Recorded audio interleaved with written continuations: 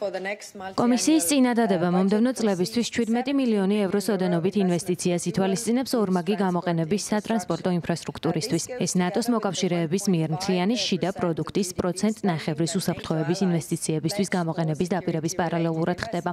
თუ სამხედრო მობილობის თავდაცვის მზადყოფნის, თავდაცვის ხარჯების გაზრდის, ასევე წარმოების და წევრი ქვეყნების თავდაცვის ინდუსტრიების თავსებადობისა და თანამშრომლობის თვალსაზრისით ნაბიჯებს გადავდგამთ, რაზეც დღესაც ვსაუბრობდით, მაშინ რუსეთი თავს არ დაგვესხმება, რადგან ჩვენ სუსტები არ ვიქნებით. ამიტომ ვერ ვიტყვი, რომ რამე მივიწყებულია. ყველაფერი ჩვენზეა დამოკიდებული და ჩვენ ვსრუნავთ, რომ მზად ვიყოთ, რათა ამან შემაკავებლის ფუნქცია შეასრულოს და თავს არ დაგვესხან. ცხადია, რომ საზღვრისპირა ბალტიის ქვეყნები საჭიროებენ ძლიერ ინფრასტრუქტურას, რომელიც მათ კონტინენტურ ქვეყნებთან, მაგალითად გერმანიასთან, საფრანგეთთან დააკავშირებს. ამ დროისთვის ზოგიერთ შემთხვევაში ეს ინფრასტრუქტურა ჯერ კიდევ არ არის სათანადო.